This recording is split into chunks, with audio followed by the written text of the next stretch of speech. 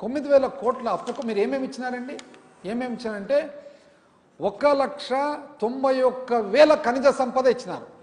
1,91,000 ఖనిజ సంపద, 400 చిల్లర మైనింగ్ లీజులు తాకట్టు పెట్టినారు. ఎప్పుడు చరిత్ర, భారతదేశ చరిత్ర నాకు తెలిసి ఎప్పుడు లేదు.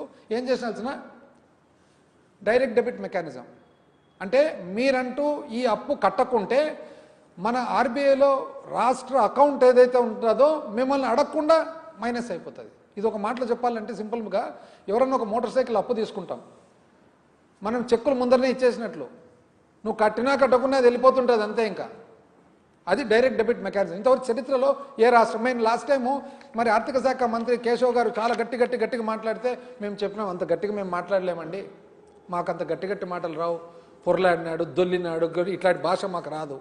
ఆర్థిక శాఖ మంత్రులు నాకు తెలిసి ఎవరు కూడా భాష మాట్లాడలేదు. మీరు కూడా దయచేసి ఒకసారి చూసుకోండి. నాకు తెలిసి ఏ ఆర్థిక శాఖ మంత్రి ఆ భాష వాడలేదు. యనమల రామకృష్ణ గారు ఎప్పుడు వాడలేదు, మన రామనారాయణ రెడ్డి గారు ఎప్పుడు వాడలేదు, అంతకుముందు ఆర్థిక శాఖ మంత్రులు రోసయ్య గారు ఎప్పుడు ఆ భాష వాడలేదు, పక్క రాష్ట్రంలో ఉండే పీటీఆర్ గారు వాడలేదు, మరి అదేవిధంగా జోసెఫ్ వాడలేదు, అదేవిధంగా కెప్టెన్ అభిమన్యు వాడలేదు, ఆ విధంగా సుశీల్ కుమార్ మోడీ వాడలేదు, ఆ విధంగా నిరంజన్ పూజారి వాడలేదు, ఆ విధంగా ఫైనాన్స్ మినిస్టర్ నిర్మలా సీతారామన్ గారు ఎప్పుడు ఆ భాష వాడలేదు, ఆ విధంగా మన్మోహన్ సింగ్ గారు వాడలేదు. మీరు ఎందుకండి ఈ భాష మాట్లాడుతున్నారు? మాట్లాడితే రంకెలు, అరపులు. మేము సింపుల్గా అడిగినాము, ఏం అడిగినాము? డైరెక్ట్ డెబిట్ మెకానిజం చరిత్రలో ఎప్పుడైనా ఇచ్చినామా?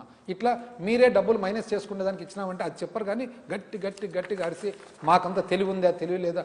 మాకు తెలివి ఉందో తెలివి లేదో అండి.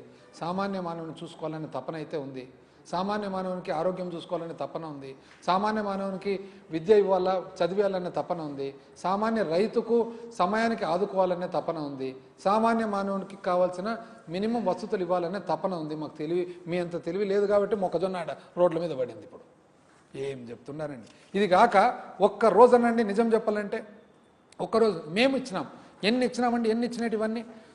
అమ్మఒడి లేదా, విద్యా దీవెన ఇప్పుడు ఉందే, విద్యా దీవెన, వసతి దీవెన, రైతు భరోసా, 0 వడ్డీ, క్రాప్ ఇన్సూరెన్స్, మత్స్యకార భరోసా, ఈ విధంగా చూసుకుంటే కాపు మర్చిపోయినా, కాపునేస్తాం వచ్చిందండి, కాపునేస్తాం. ప్రశ్నించేది ఆయన ఎక్కడ పోయినాడు? కనీసం కాపునేస్తామన్నా.